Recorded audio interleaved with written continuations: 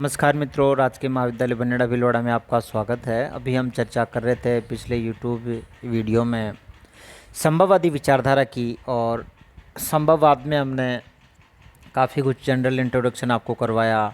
संभववाद विचारधारा क्या है इसके बारे में समझाने का प्रयास किया, और फिर फेब्रे का परिचय देते हुए मैंने विडाल डी लाप्लास जो इस विचारधारा के प्रमुख समर्थक हैं और इसको मानव भूगोल के पटल पर स्थापित करने में जिनका सर्वाधिक योगदान रहा, उनका जिक्र मैंने अभी किया था। ब्लास के बाद में दूसरे सबसे महत्वपूर्ण जो विचारक हैं या भूगोलवेत्ता हैं जिन्होंने इस विचारधारा का काफ़ी अधिक समर्थन किया था, और प्रमुख फ्रांसीसी विचारक जीन ब्रुंज का हम जिक्र करेंगे अब, जिन्होंने इस विचारधारा को काफ़ी आगे तक लाने में अपना महत्वपूर्ण योगदान दिया है। जैसा कि आप देख रहे हो, ये हैं जीन ब्रुंज, और इन्होंने इस विचारधारा को बहुत अधिक आगे लाने में अपना योगदान दिया।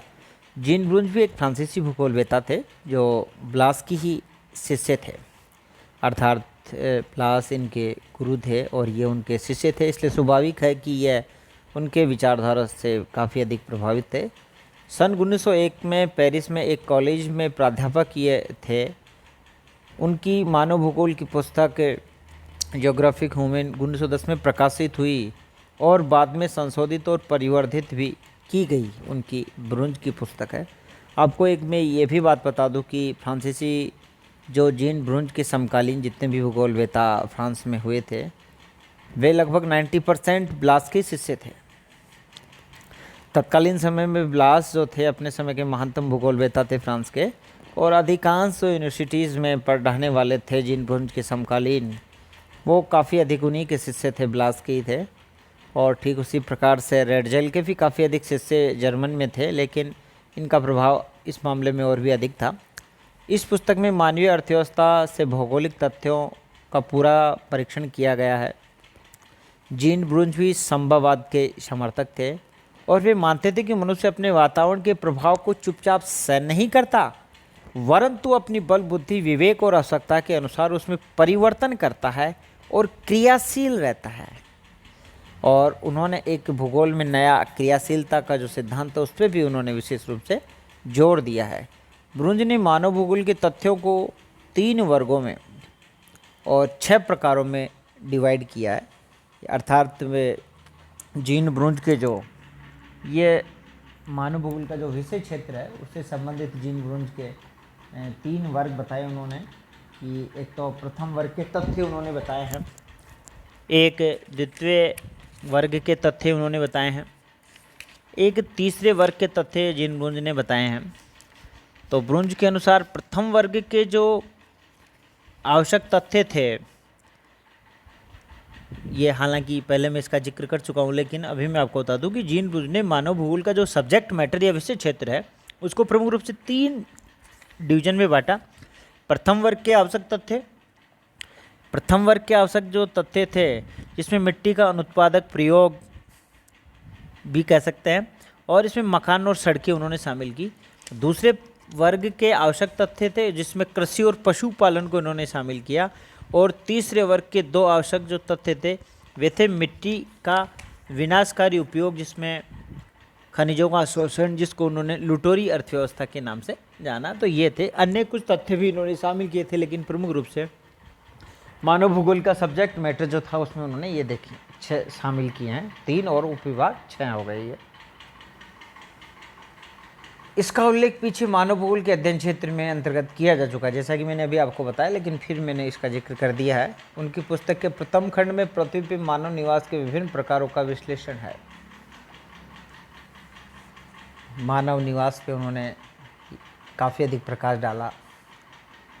मकानों के विभिन्न रूपों के विषय में भी उन्होंने प्रकाश डाला। मानव के अधिवास जो हैं जिसमें गांव और नगर के स्थानों, उनकी आकृति, विकास तथा संसार के बदलते हुए रूपों से प्रकट होते हैं। दूसरे भाग में मानव द्वारा वनस्पति जगत और जंतु जगत पर कृषि की तकनीकी प्राप्त की गई विजय, अनुकूलन का वर्णन। तीसरे भाग में मानव द्वारा भूमि, वनस्पति, जंतु और खनिज पदार्थों की शोषण वाली व्यवस्था, ये इन्होंने अपने कुल मिला के उसमें मानव भूगोल में शामिल किया है।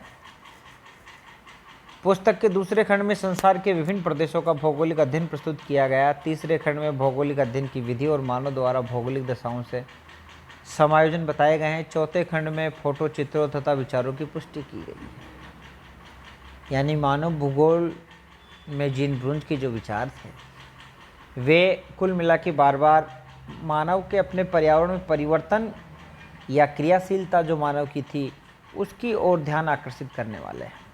आपने देखा कि प्राथमिक वर्ग के जो तथ्य थे उसमें उन्होंने बताया कि जो मानव के अधिवास और सड़कें हैं, यानी मानव ने अपने भौतिक वातावरण में ये परिवर्तन अपनी सुविधाओं के अनुसार किया है। तो मैं इसका जिक्र इसलिए कर रहा हूँ कि मानव भूगोल का जो सब्जेक्ट मैटर है उसमें भी उन्होंने प्राकृतिक पर्यावरण के साथ मानव ने क्या सामंजस्य स्थापित किया अपनी आवश्यकताओं के अनुसार, क्या नवीनतम उसने अपनी ज्ञान तकनीकी से बनाया।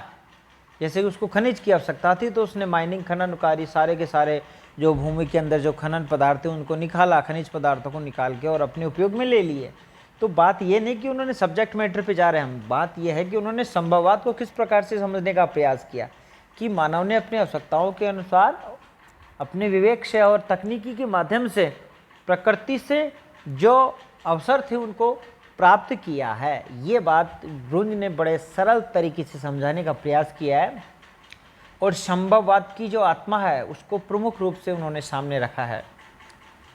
ब्रुंज ने पार्थिव एकता के सिद्धांत और क्रियाशीलता अर्थात परिवर्तन के सिद्धांत को पूरी मान्यता दी है। पार्थिव एकता का सिद्धांत जो इन्होंने दिया है ये भी अपने आप में एक संभववाद को पुष्ट करता है। किस प्रकार से कि संपूर्ण पृथ्वी की जो सभी तत्व हैं वो एकता के सूत्र में बंधे हुए हैं, एक दूसरे का किसी के बिना अस्तित्व संभव नहीं है, एक के बिना दूसरा अपने आप में अधूरा है। दूसरा क्रियाशीलता, सभी तत्व पृथ्वी पे जो हैं वो परिवर्तनशील है, क्रियाशील हैं और इस बदलते हुए परिवेश में बदलते हुए क्रियाशील मानव की आवश्यकता विवेक और बुद्धि से किस प्रकार वे अपने वातावरण की नवीन परिस्थितियों से बार बार समायोजन जो करता है वह विचार यहाँ पुष्ट होते हैं। इसके अलावा मानव भूगोल के आवश्यक तथ्यों के ऊपर वर्णित 3 वर्गों में बांटा है। इन सब उल्लेखों उससे वातावरण और मनुष्य दोनों की क्रियाओं को पहचाना है। उनकी मान्यताओं है कि मानव भूगोल एक सामंजस्य का क्षेत्र है, कंप्रोमाइज होता है मानव और प्रकृति के बीच। एक सीमा तक मानव उसमें परिवर्तन कर सकता है लेकिन एक सीमा के बाद नहीं कर सकता। सामंजस्य दोनों में, यानी दोनों एक दूसरे के परिपूरक होते हुए साथ चलते हैं। पृथ्वी पर मनुष्यों के लिए कोई भी वस्तु इतनी परम सीमित नहीं है जितनी उसमें छांट की गुंजाइश न हो। प्राकृतिक वातावरण द्वारा कुछ सीमाएं निर्धारित की जाती है और मनुष्य यद्यपि इन सीमाओं का नितांत उल्लंघन तो नहीं कर सकता तथापि उनमें परिवर्तन अवश्य कर सकता है। ठीक वही बात मैं पुनः दोहरा रहा हूँ कि मानव जो है वह अपनी प्राकृतिक वातावरण जो उपलब्ध है उसमें अपनी आवश्यकताओं के अनुसार एक सीमा तक कुछ परिवर्तन कर सकता है। यानी वह प्रकृति का स्वामी तो नहीं है लेकिन प्रकृति में अपनी आवश्यकता के अनुसार कुछ अवसर प्राप्त कर सकता है, कुछ छांट वह कर सकता है। ब्रुंज ने मानव भूगोल को मानव की भौतिक प्राप्ति का भूगोल बताया है, मटेरियल अचीवमेंट, यानी कि मानव ने जो कुछ भी संसार रचा है, मानव भूगोल जो कुछ भी उसने रचा है वह सब उसने प्रकृति से ही तो रचा है, प्रकृति से ही तो उसने रॉ मटेरियल जो भी है वो लिया है। इस प्रकार से मैं कह सकता हूँ कि जीन ब्रुंज ने बड़े संजीदा अंदाज में और बड़े ही मार्मिक और अंतर तम की जो संभववाद की भावना है उसको प्रस्तुत करने का उन्होंने प्रयास किया है बड़े रोचक ढंग से। अब कुछ अन्य विद्वान हैं जिनका भी हम संभववाद के संदर्भ में जिक्र कर सकते हैं, जैसे कि डिमांजिनिया है।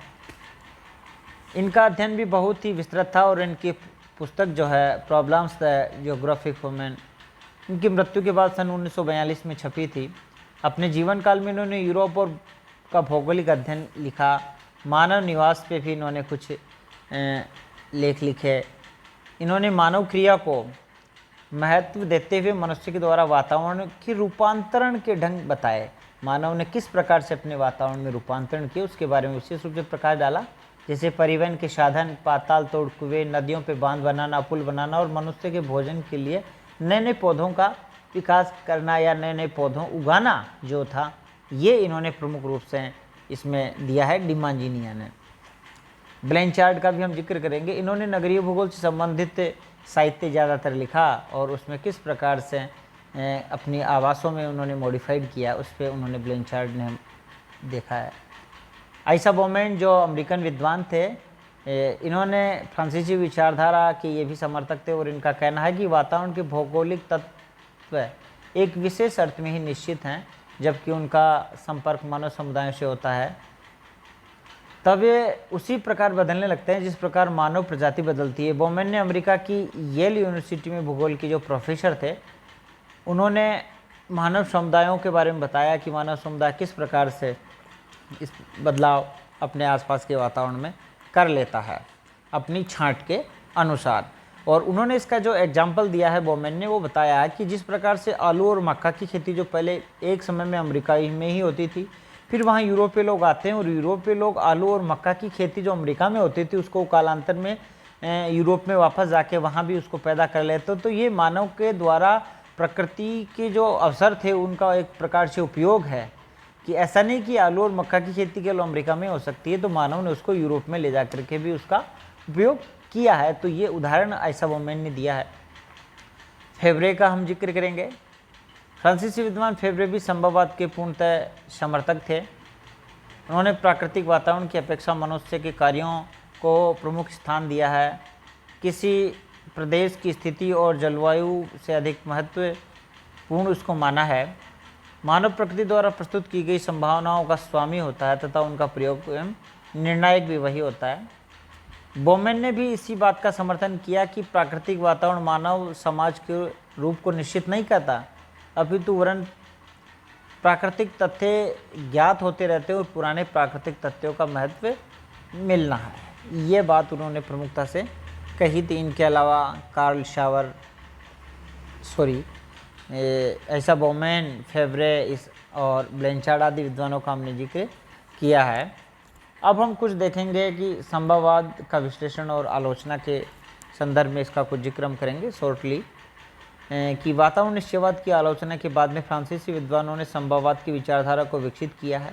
पहले वातावरण निश्चयवाद की विचारधारा आती है, जर्मन में इसका विकास होता है और फिर जब वातावरणवाद या निश्चयवाद की क्लाइमैक्स स्टेज पे वो पहुंच जाते हैं, अति कट्टर विचारधारा उनकी होती है वातावरणवाद के प्रति, तो उसके विरोध स्वरूप जर्मन विचारधारा के विरोध स्वरूप फ्रांसीसी विद्वानों के द्वारा उसके प्रतिवाद के रूप में एक विचारधारा का उद्गम होता है जिसको हम संभववाद के नाम से जानते हैं, जो कि मानव को प्रमुख रूप से भूमिका में रखते हुए ये मानती है कि प्रकृति मानव पे पूर्णतः नियंत्रण की स्थिति में नहीं होकर उसको केवल प्रभावित करने की स्थिति में है और मानव काफ़ी अधिक अपने वातावरण में अपने बल बुद्धि और आवश्यकताओं के द्वारा उसमें काफ़ी अवसर तलाश लेता है। इस बात पे उन्होंने जोर दिया था। इसलिए जीन ब्रूंज ने मानव भूगोल की परिभाषा जो दी है वो भी इसी संदर्भ में दी है। हम यहाँ बड़े रोचक रूप से ये देख सकते हैं कि जो प्रमुख मानव भूगोलवेता फ्रेडरिक रेडजेल हैं, उनकी मानव भूगोल की परिभाषा और जीन ब्रूंज की मानव भूगोल की परिभाषा दोनों की दोनों परिभाषाएं निश्चयवाद और संभववाद से सीधे रूप से प्रभावित नजर आती हैं। जैसा कि रेडजेल पहले बताते हैं कि मानव भूगोल के दृश्य सर्वत्र वातावरण से संबंधित होते हैं, सर्वत्र वातावरण से संबंधित होते हैं। और दूसरी तरफ हम देखते हैं कि ब्रूंज कहते हैं कि वे समस्त दृश्य जिनमें मानवीय क्रियाएं कार्य करती हैं। तो फ्रांसीसी विचारक जहाँ मानव को केंद्र बिंदु में, मानव भूगोल के केंद्र बिंदु में रखते हैं, वहीं जर्मन विचारक मानव भूगोल में प्राकृतिक वातावरण को केंद्र दृष्टिकोण में रखते हुए अपनी परिभाषा को परिभाषित करते हैं। हमारी पृथ्वी के तल पर एक विशेष वर्ग के दृश्य होते हैं और इस प्रकार के भौगोलिक तथ्यों के अध्ययन को हम मानव भूगोल कहते हैं, ये ब्रोंज कहते हैं। यदि हम परिभाषा का निश्चयवादी विचारक मानव भूगोल के पिता रेडजेल द्वारा दी गई परिभाषा से मिलान करें तो बिल्कुल विपरीत अर्थों में ये प्रकट होती है। इस प्रकार दोनों की थोड़ा सा शॉर्टली हम और देखेंगे। जो मैंने बातें बताई उनको एक बार पुनः हम रिवाइज करते हुए कंपेरिजन करेंगे कि मानव ने नदियों पे बांध बना लिए, नहरें निकाल ली और कृषि फसलों को सिंचित उसने करना आरंभ कर दिया। तो ये संभववाद का एक उदाहरण है।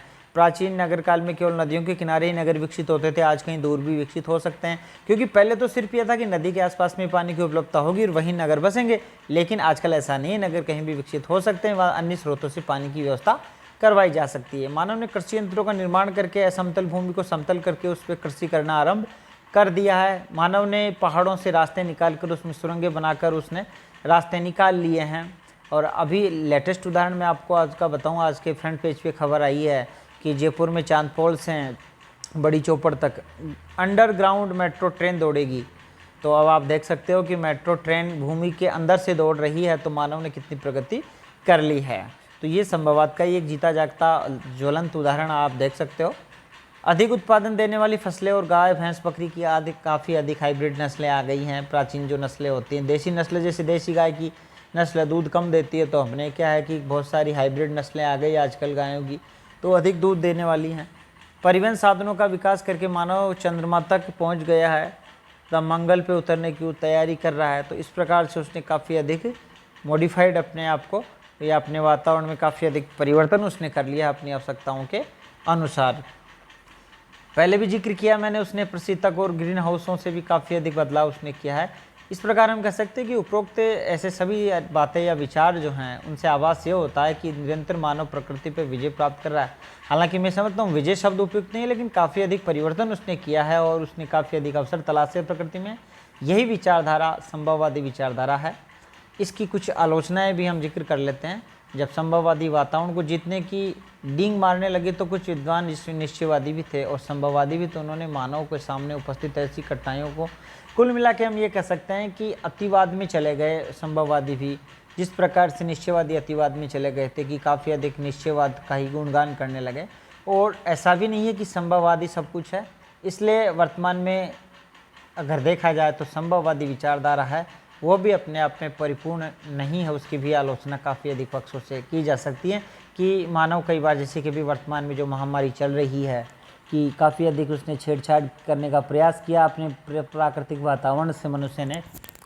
तो जो कोरोना वायरस है जो चमगादड़ से मानव शरीर में प्रवेश कर गया और वो एक वैश्विक महामारी के रूप में कोविड-19 के नाम से जो अभी जानी जा रही है, तो ये उसी का परिणाम है कि मानव ने काफ़ी अधिक मॉडिफाइड करने का, अपने प्राकृतिक पर्यावरण में छेड़छाड़ करने का प्रयास किया, तो स्वयं उसी के लिए वह घातक हो गई। यानी प्रकृति से एक सीमा के बाद अगर छेड़छाड़ इंसान करता है तो स्वयं उसके अस्तित्व के लिए वो खतरा उत्पन्न हो जाती है। तो ये अपने आप में एक ज्वलंत उदाहरण है संभववादी विचारधारा की आलोचना का।